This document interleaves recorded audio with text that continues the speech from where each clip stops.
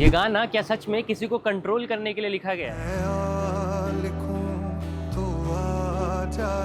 असल में ये गाना बाद में बना, पहले सिर्फ पोइट्री था जिसे आमिर अमीर ने लिखा है। मैं कागज पर तेरे होंठ लिखूं, तेरे होंठों पर मुस्कान आए। Think of someone you love who doesn't love you back. This is the most powerful form of love, जहाँ आप किसी पर या कोई आप पर डिपेंडेंट नहीं है। आप एक वन साइडेड रिलेशनशिप में है जिसको आप जैसे चाहे वैसे चला सकते हो। ये एक ऐसा इश्क है जिसमें आपको महबूब की ज़रूरत ही नहीं, क्योंकि वो आपके इमेजिनेशन में है और आप जो चाहे वो कर सकते हैं। आप चाहो कि मेरे कहने पर वो आ जाए, मैं बैठ बोलूँ वो आ बैठे। मैं बैठ लिखूं, तू आ बैठे। मेरे शाने यानी कंधे पर तू अपना सर रखे। मेरे शाने पर सर रखे तू।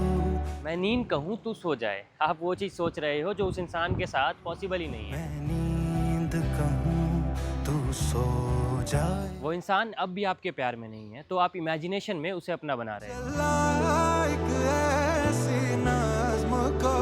कि मैं एक ऐसी नज्म यानी कविता कहूँ कि उसमें जो भी कहूँ वो हो जाए, जो लफ्ज़ कहूं वो हो जाए। जो शायद रियलिटी ना हो पर मैं दिल लिखूँ तो तू भी अपना दिल थामे। मैं दिल लिखूं, तू दिल थामे। और जब मैं गुम लिखूँ तो तेरा दिल भी खो जाए मेरे इश्क में। मैं गुम लिखूं, वो खो जाए। लुक, मैं जो मीनिंग बता रहा हूँ उसे ऑफिशियल वीडियो सॉन्ग से कंपेयर मत करना, because that carries a different story. मैं आपको पोइट्री का लिटरल मीनिंग बता रहा हूँ। तो चलो आगे बढ़ते हैं। मैं आह भरूं, तू हाय करे। आप जिस तरह से बेचैन हो अपने महबूब के लिए, आप ये भी तो चाहोगे कि वो भी आपके लिए उतना ही बेचैन और परेशान हो।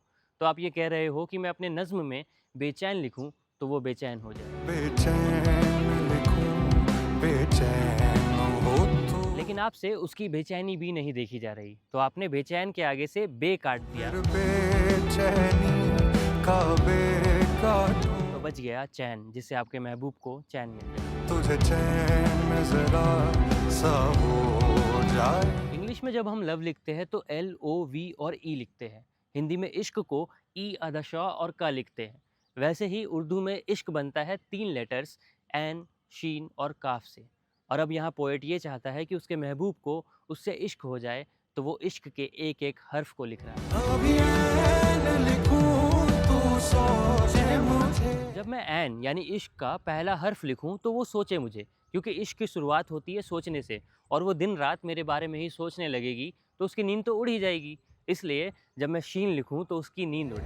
फिर शीन लिखूं, तेरी नींद उड़े। और जब इश्क का आखिरी अक्षर यानी काफ लिखूं तो उसे भी कुछ कुछ हो। जब काफ लिखूं, तुझे कुछ कुछ हो। और अब फाइनली इश्क पूरे तरीके से लिखूं तो तुझे भी हो जाए। मैं इश्क लिखूं, तुझे हो जाए। बट ऑल्दो ये तो सिर्फ शायर की इमेजिनेशन है कि मैं जो भी लिखूं वो हो जाए, क्योंकि वो लड़की उससे प्यार नहीं करती, और वो ये सिर्फ ख्वाब देख सकता है कि मैं जो भी लिखूं उसे सोचकर काश वो हो जाए। मैं इश्क लिखूं उसे हो जाए। मैं इश्क लिखूं, तुझे हो जाए। काश और खैर के बीच फंसी ये दुनिया। खैर, अगले गाने की बात करते हैं। इंस्टाग्राम में वायरल हो रहा ये गाना आखिर क्या कहना चाहता है? गाने का नाम है कुडापुरनौर, जिसका मतलब होता है सिबलिंग या जुड़वा जो साथ में पैदा हुए हो। पर यह गाना लिखा गया है दोस्ती के लिए। 4 दोस्त जो अपनी दोस्ती के लिए सोसाइटी, स्कूल और सिस्टम से भी लड़ जाते हैं, जिन्हें कोई सेपरेट नहीं कर सकता। लेकिन जब अडल्टहुड हिट करता है, जब करियर प्रेशर हिट करता है, तो उन्हें एक दूसरे से दूर जाना पड़ता है। इस गाने में ये कहा जा रहा है कि ऐसे नाराज होकर गुस्से में मुझसे दूर मत जाओ, मेरी नज़रों के सामने से मत जाओ, मेरे साथ रहो। क्योंकि हमारे पास एक दूसरे के अलावा और है कौन। और क्या हम बिल्कुल भाइयों की तरह नहीं हैं, जैसे हम साथ में ही बड़े हुए हों। ये गाना है दोस्तों के लिए, पर दोस्तों के बीच के ब्रदरहुड को पोर्ट्रे करता है। खैर, आज की इस वीडियो में इतना ही। मिलता हूँ फिर किसी नए पर्सपेक्टिव के साथ। तब तक के लिए मेरी ही कोई पुरानी वीडियो देख लो। Bye bye.